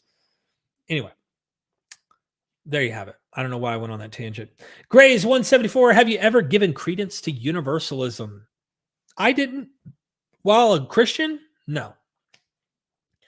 I was a big time predestinarian, believed that, it was all predetermined, and found the Reformed Calvinistic approach to make most sense. But I understand why some would see in the end Christ will be all in all, and but I would try to minimize all in all to be all of those who are in Christ he will be in. You find some way to rationalize and explain from that limited a point of view rather than the universal one. So I never really gave it any credence and never accepted it as a believer. Even as a non-believer today, I don't think there's a systematic theology for the Bible. That's the problem. We have all these systematic theologies. I do not think that the Bible was written with a systematic theology in mind at all. Diverse authors, diverse theologies, different opinions, different views, all sorts of differences. And so That's why I did, don't give any credence to really any of those theologies anymore, other than what is found within that particular literature and what seems to be conveyed by that particular author. Sometimes that author may have interpolations or something, and I don't know what is and what isn't sometimes, but you never know. They might be inserting stuff there purposefully to make that author say stuff that wasn't already saying, contradicting the original author. Who knows? Koval 77 with the 5. Koval, did you drop me a comment? I don't see. Someone said Jesus was a Muslim. Hold on, where was that at? Someone said, dude, you're getting hella bread right now. Well, I appreciate the bread. Man should not live by bread alone, though. Where's Jesus is not a Muslim, Moshe said. Someone said Jesus is a Muslim. Listen, the reason that they're saying this, right, is because this is what they're taught. 7 centuries later, they have the correct understanding of who Jesus was. And of course, we should ignore contemporaneous data. But even then, when you look at the contemporaneous stuff, we don't really know. We don't really have any absolute confidence in what Jesus did, who he really was. At the end of the day, we have hunches, but we can't be overly confident. That's my thoughts. Wayne is here. Okay, Wayne, glad you commented again. I tend to like Litwa's approach on this. I think his principles are good. I think we've lost far too much literature to say X is the antecedent of Y. That could be.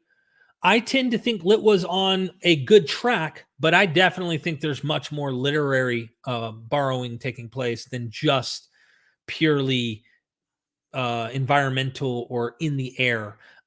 Even Dennis says Litwa's right that it's in the air, but there's a critique of Litwa and his approach at the beginning of his synopses of epic, tragedy, and the Gospels. He actually, mimesis criticism and its critics. Page 10. Oh, he goes in hard on all sorts of different methodological assaults. Okay, so Kuhn notes that when scientific anomalies accumulate and thus cannot be dismissed and isolated exceptions, these defenders trivialize their value, as we have seen. Some interpreters reject parallels with Greek poetry from the outset, denial, and thus justify occulting them, suppression. Others acknowledge them but view them as culturally generic, Litwa, and not textually genetic, accommodation to existing heuristic conventions. Others concede that direct literary imitations are theoretically possible, but argue against criteria for detecting them, methodological assaults. And others may grant occasional imitations, but dismiss them as trivial, marginalization. Stated otherwise, literary parallels between Greek poetry and the Gospels do not exist. Since they do not exist, one may ignore and silence those who say they do. Even if they do exist, they are not mimetically intertextual, but dynamically intercultural. Even if they were intertextually mimetic, no criteria can demonstrate it. Even if one were to prove that some are mimetic, they are insignificant blips on the radar. The matrix survives largely unscathed. So he's already combating his opponents. My response to such skeptics follows an alternative chain of reasoning. No literature was more influential among Greek speakers in the early Roman Empire than the Iliad and the Odyssey. This undeniably was the case. Mimesis dominated literary education and production, and no targets were more popular and culturally contested than the Homeric epics. This, too, is undeniable. The Gospels and Acts are populated by analogs to Homeric characters and episodes that are so dense, distinctive, and interpretable that they must not be ignored. One way of accounting for them is to apply criteria to determine if such similarities issued from literary imitation, many of them, but not all, do. So he goes into actually Litwa. He goes in and he takes on Litwa in one of these pages. Anyway, I'm glad you commented, but that's actually the point of why he admits, like, sure, there's cultural heuristic approaches and the influence of the culture, just like we're influenced by McDonald's commercials or whatever goes on. We drive down and we see commercials all the time or things that are going on. The culture impacts us. That is not being questioned. It's that he cuts it off at that and doesn't go to any literary genetic borrowing. And that is where Dennis wants to take him to task on it and says, no, there's much more going on than just cultural. And a lot of these antecedents, I think, are really highlighting in the literature. One can argue that they don't think they're convincing in some cases. Some of them, I just don't know how we don't see it. That's what I'm getting at. Anyway, Koval77, again, thank you for the super sticker. Appreciate you, Wayne, for speaking up and giving your 2 cents. I just think there's a lot more going on than just the cultural. Someone says, please don't block me. I speak the truth. God's love for you is real, with a flame next to it. His love. Margaret DeVelden, we need to listen better to Dennis MacDonald. I'm so interested in his work. Me too. It's kind of saddened me the way he's been treated for a long time in academia. So, oh man, his image. What in the world? Just a dude. I'd like to see some discussion about Orion as Papsicle Gilgamesh between the Masu twins and Taurus and other Semitic heroes with respect to the way of Ea as Halley's Comet's reoccurring path. That would be something. John McHugh might know something like that. Where did I put my phone at? I'm so going in that I don't even know where my phone is. John McHugh. Let me write that down because I might try to see if he's got something there because he's big into the whole ancient Sumerian stuff. John McHugh. Okay. Thank you, Just a Dude. I'd be interested in hearing that too. And I know that they were big into the celestial stuff back then. It's good. Shocked at the poll, though. Shocked at the poll. All right. Here we go. About to refresh this joker because I'm at you now, Constellation. Ending poll with 216 votes. And what do we have? Did you know that Mark really ended at Mark 16:8? 56% said yes. 43% said no.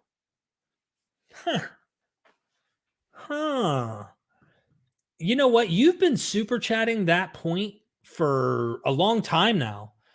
And the fact that many people didn't know that Mark 16:8 is where Mark ended is very interesting. Wouldn't you say, Constellation? I think so. Thank you again for that super chat. Wayne A., keep up the work, Derek. I've been deconstructing from fundamentalist evangelical Christianity for 9 years, and I have learned so much. Keep going. I'm going to keep going, my friend. I'm not giving up. I think there's a lot more. I mean, I think I'm going through a phase as well, right, where I engage apologetics. At some point, we'll probably be way past that engagement and be focusing purely on the data of things. I try to do both, but I think it's relevant when you have kind of a cultural ideological war that is going on. And I don't mean it in weaponry, literally. I mean a battle of minds that's taking place. I can't help it. I got to kind of do what I got to do, Thank you so much for that super chat. Appreciate that. MG Bilby, lots more mimetic work has and is being done that isn't being discussed. Courtney Frazen has published much on Dionysus imitations, and Leferu and I have published on. Can you email me this? I would love to talk to you. And I'm going to write down Courtney Frazen. By the way, while we're on this little side note, I emailed James Torr. How many of you saw that wildfire of a debate between Dr. James Torr from the Discovery Institute, who's the chemist who says that abiogenesis can't happen, and then Dave Farina, Professor Dave? That debate was whoa. I had to watch it in like pieces because I couldn't tolerate listening to the constant that went on back and forth. But I got through it finally. I emailed him because I saw that he did an interview on Sean McDowell's channel, and he said something about, my resurrection story of Jesus' resurrection convinces like 80% of skeptics to convert that same hour and stuff. So I was like, look, let's have a talk. Let's dialogue. You can come on and share with me your thoughts, and I could tell you my problems and like what I think is going on and all. He denied it. He said, no, I said that I would come on, and if you give me an hour to just tell my story, pretty much. Like, I could show you my email. I was really disappointed by it because I was like, come on, man. Let me pull it up.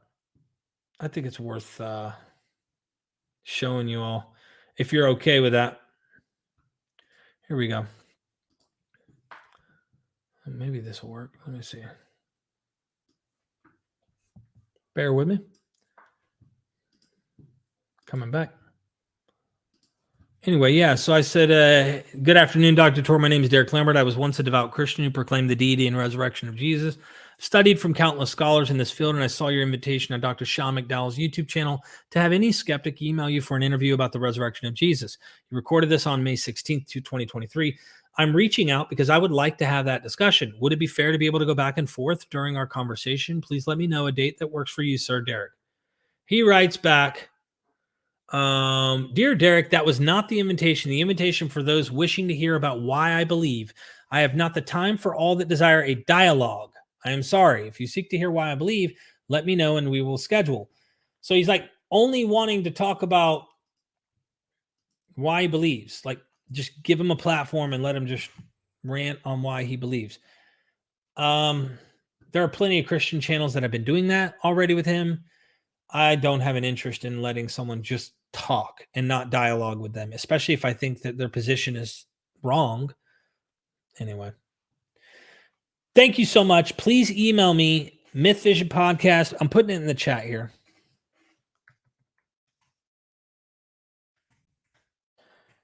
gmail.com. It's in the description as well, but I'd be happy to learn more because I love this imitation stuff. I think that the Greek literature, even the Roman literature, I mean, they're doing it all over the place. Baron, thank you so much for that super chat. Good to see you here, by the way. And St. Michael again with another super. Thank you so much for that. Appreciate that, my friend. The Freed Thinker Podcast. If you haven't subscribed, please do. Please do. Go check out the Freed Thinkers YouTube channel. Did you drop me a comment, Freed Thinker, or did you just... Oh, yes, you did. Okay. We can think the Christian worldview is wrong and still love the human experience and religious insights. Just like we can be fascinated and see the humanness of Native American mythology and proverbs. Facts. Spitting facts here. This is the point. I think we're getting to somewhere that we can find common ground because I watch fiction. We went and watched Guardians of the Galaxies. Who has watched Guardians of the Galaxies in the chat? I'm curious. I'm gonna go see. I'm gonna go right now. I'm going down there to see who has seen the new Guardians of the Galaxies movie. Please tell me you've seen it. If you haven't seen it, have you seen any Guardians of the Galaxies movies? Christopher Johnson says they saw it. I'm sure there's others. Only the first one, Guitar Dog says. Gollin says, yeah, I saw it. I did, Lord Roku. Not yet. Number 3, Osiris Reborn says not yet. Margaret DeVelden, Sunny says no, never heard of it. Okay, well, it's a fun fictive movie. It's mythology. It's taking place in kind of a outer space. It's really cool, but there's so many interesting, valuable life lessons I learned from watching that movie. Now, I know that takes place wholly in a fictive plane, but that's what legend is. That's what myth is. It's fiction, yet relatable in many ways to the aspects of the human experience. And I think that these ancient myths were their way of kind of conveying their proverbs, their lessons to humanity at the time from their observations, whether it be wisdom of human experience. Hey, do nice to others so that nice is done to you. We should have these rules. And I think that this is what they're trying to do. And I'm learning a lot from all of these fictive narratives as if I need it to be really literally true. No, I don't need that to be literally true. And the same goes for people who die and we want to say are alive after they're dead. It wasn't just Jesus that was translated and had an ascension narrative and that was alive forevermore after death. This narrative is something we find in the fabric of the legends of the day. Literally. Same thing with the Caesars, sons of Zeus, etc. They also lived on.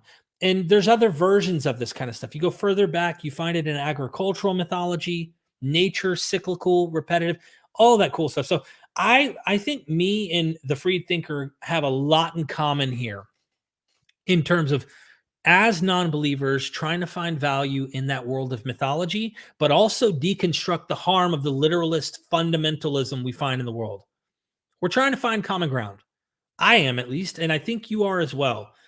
So thank you for the super chat, my friend, and hitting something important. I think they're not idiots. I think that taking this stuff literal is missing the point, and then you can kind of say that's the dumb part. But it's more about the message. It's more about conveying and understanding what is meant by this literature.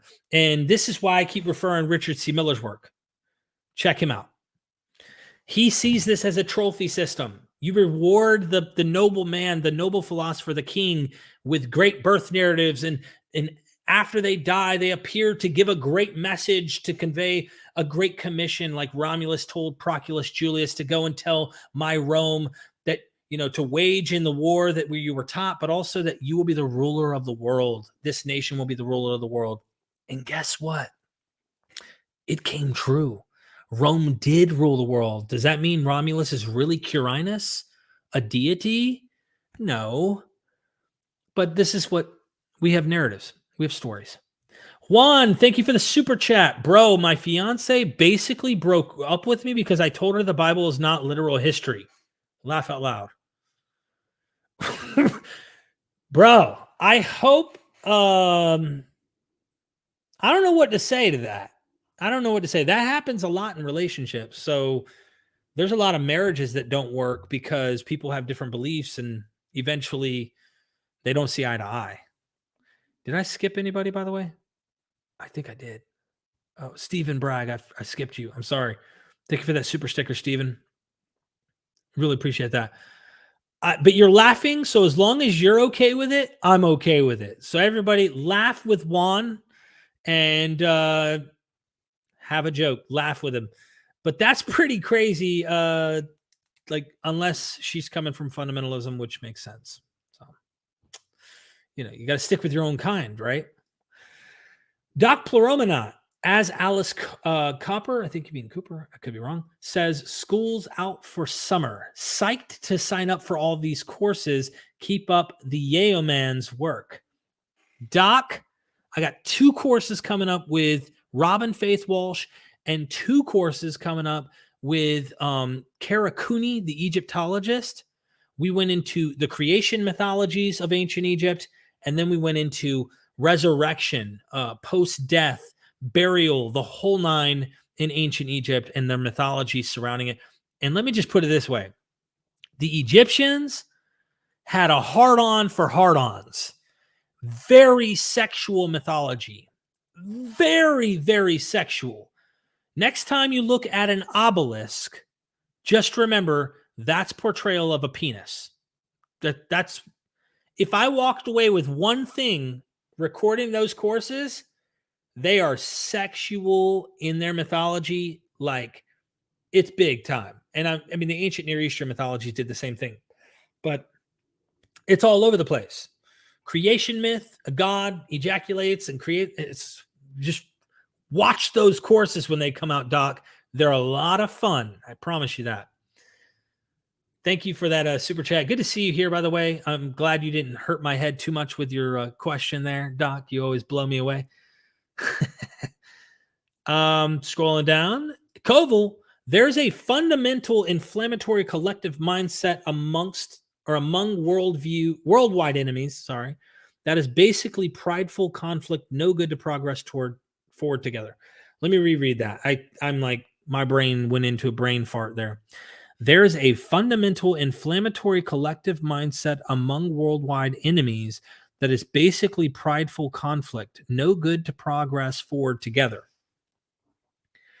Cole, that's a lot. That was a mouthful. And I think that if I were to walk away with what you said there and try to give my 2 cents, is that it's very difficult to move forward when your ideologies or your policies or whatever are in such major conflict.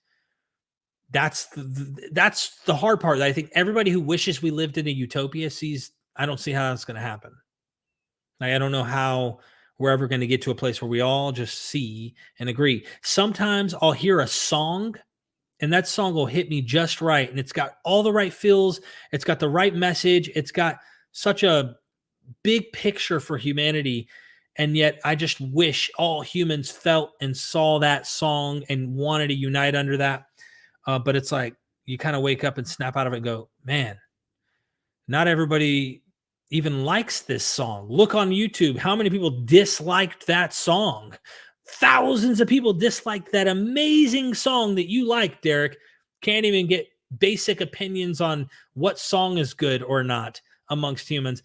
Hard for me to be a little bit pessimistic on us ever uniting and agreeing, but that doesn't mean we should give up or not stop trying to do better and progressing. So that's my little takeaway of it. Thank you, Koval. Thank you. Christian Unpronounceable. I am really enjoying my very first chat here. Thank you. I'm glad you're enjoying it. I hope you're feeling welcome and not too judged, my friend. Thank you. Scrolling down here.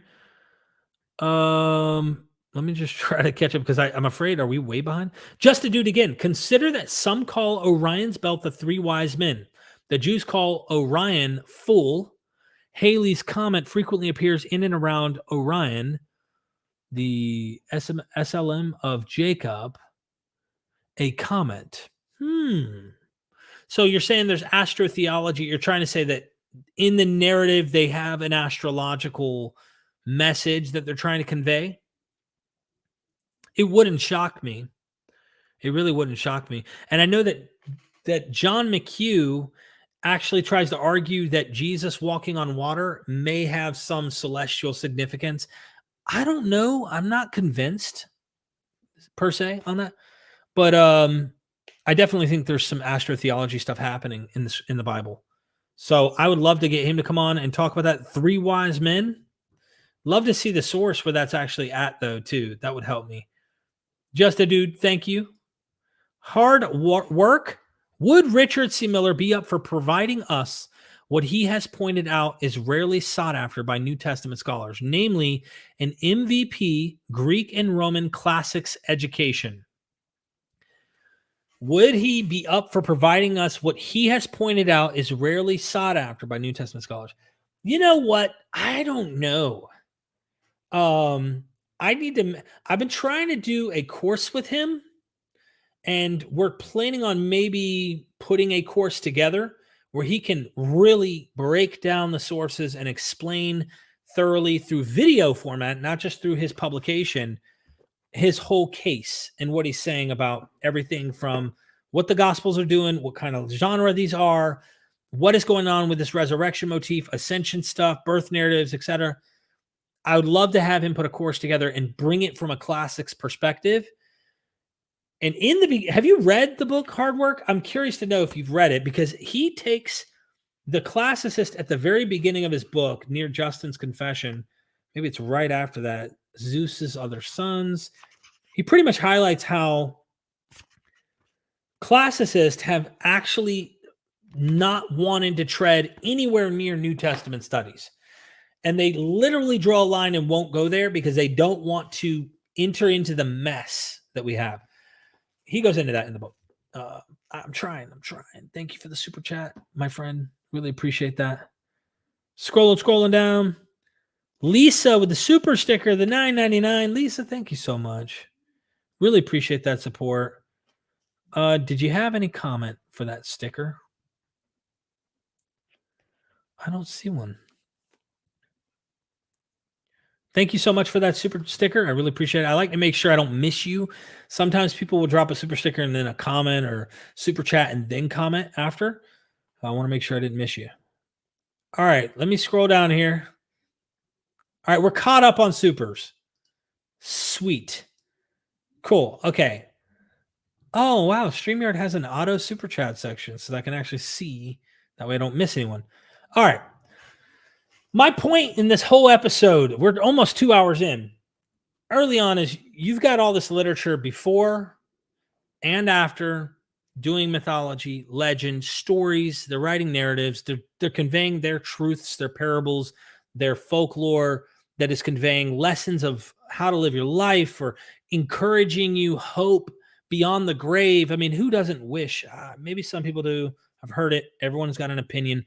I don't wish that the party was over when I died.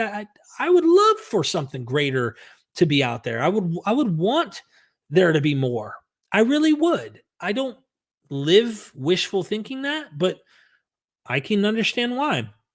And I'd imagine in an ancient mind, when your loved one does pass and the mind doesn't just turn off, oh, they're dead, no more. I have no ties to them, no connections anymore. People hear and experience their loved ones after they die all the time. So I get it, but I'm not trying to fool myself. And I'm hoping others don't run out there with this fundamentalist approach. My worldview is true, yours is wrong. And I'm going to jab you and hammer you with it. Not once in any of these streams that I do am I hammering you, telling you you need to think like me. But if you're running around smashing people over the head with yours, I'm giving you sufficient reasoning on why you shouldn't be so confident and why this is legendary, why it looks like mythology, folklore, legend, not literal history. And once you see that, the truth will set you free. I mean, I feel so much freedom in just seeing this is one operation among thousands in the world of people deifying and thinking their guy is the guy, or mostly guys living in a patriarchal world. What do you do? Another super chat. Shoot. Constellation. How about Ben Stanhope on again, going over flat earth and dome cosmology again? I bought a lot of books from Ben's book. I could. Let me, you know what? While I have you here, if you hear any noise, it's Facebook. I'm going to message him right now and just be like, dude, someone's right now on the live telling me you got to come back. Ben Stanhope. Hey, brother. I'm live on YouTube. I can't type. And I want to have you back. What? That's weird. All right. Closing Facebook. I'm back. I will definitely work on that, Constellation. I've got a lot of interviews that I want to do with new people too. This Thursday, let me give you guys, while we're here at the end of this stream, a little heads up on what we got coming up. I am interviewing Thursday morning Dr. Gad Barnea. He's going to be tackling this whole Mount Ebal curse tablet thing and how screwed up the publication is. Like, there's so many problems with this and claiming that this thing is actually really doing what they think it's doing. There was going to be a debate Thursday between Jonathan McClatchy and Neil from Gnostic Informant. Turns out it's just going to be me and Neil now because Jonathan had so many other things he couldn't meet that he couldn't do Thursday. So me and him are going to go at it and talk about the Greek world and interesting things with Dionysus and what we're finding in the Bible, not just the New Testament. I'm looking at Joseph. I mean, I wrote along with Robert Price back in the day when we were still hanging out and talking. I wrote an article with him in his Journal of Higher Criticism on Osiris, Joseph, and Jesus. And then I mentioned Josephus because I think Josephus lifts some of the narrative biblically onto himself. But Dionysus wasn't mentioned here. And we know Dionysus is borrowing from Osiris in terms of the Greek and Roman what they've done with using Osiris mythology for Dionysus. So there's some stuff going on in Joseph that looks kind of Dionysian. We're going to maybe get into that. Next Tuesday, I have ex-Muslim apostate Aladdin coming on. And then May the 31st, I'm waiting for Professor Dave to write me back. Me, Professor Dave, and Aaron Ra are going to be talking about his debate that he did with James Tour on abiogenesis. I'm going to be pushing my courses with James Tabor into July because he's not going to be available that first week. My anniversary with my wonderful Queen of MythVision. We will be 16 years married, June the 11th. And I'm looking forward to that. I'm going to be interviewing Jonathan Adler again. That's coming up on the 13th because he just wrote an article about how the Roman imperial cult meets Judaism. He's the same guy who's archaeologically showing Judaism as we know it, like as a religious belief, like barely started around the Maccabees. Like there's no archaeological data that this is what they've been practicing or believing for centuries. And I love that about him. Dr. Joshua Bowen's flying out here in June from like the 17th to like the 24th that weekend, from weekend to weekend. He's going to be doing courses with me as well. Stay tuned. And anyway, that's what I got on my schedule so far. Stay tuned. I'm looking forward to it. A lot of good stuff coming up. Anybody at all, if you have anything you're interested in hearing or you want to, contact me, you can always email me. I do try to check them every time I can. And I really appreciate you all. Please like this stream. I hate that I keep coming in and out of focus because I'm not sure how far away I am from the camera. Apologies. Maybe you don't have to stare at my ugly mug the whole time. Either way, I love you. I really do. If you're down and out, please get into a community where people are showing you that kind of love. I've got a Facebook group you can join if you're on Facebook. MythVision, it's called. Down in the description, we have a Patreon. You can also go in there and get all the content early. You can join the membership program on YouTube. There's a Discord. MythVision has a Discord. I'm never in it. I usually only use Discord for the AI stuff, but I hope that we keep the community tight. We keep growing and helping others to kind of find that freedom, find their truth that helps them live in this world, because this world's not easy. And I understand I probably have a narrative that I've spun in my own head. So I'm not knocking narratives. I'm knocking people who want to monetize that theirs is the truth or else. That's the bullshit. So I love you. And please drop a comment after the stream, letting the algorithm know that we exist. I appreciate you. And anyway, I need to probably put some food in me, getting a little blank in my head. I'm also trying to diet. COVID kicked my butt. So personal information, I've been hitting the gym the last 8 or 9 days, trying to get back in shape. And used to be like a Greek god. You see the sculptures. So I'm trying to get back in shape and not eating as much as I usually do, but I'll probably be eating something light. Thank you, everybody. Really, really appreciate that. Is Hypatia Stanhope here? I love you too, Derek. We got to set something up. Osiris Reborn, I'd love to see some fun sideshows on the Codex Gigas, the Devil's Bible, or other topics. I need to do that. Deb, love you from the Facebook side. Thank you so much for tuning in. Lisa with the love. Have a great night. Thanks for the stream. Thanks for all you do. Oh, thank you. Put the work, Derek. Stop being lazy, right?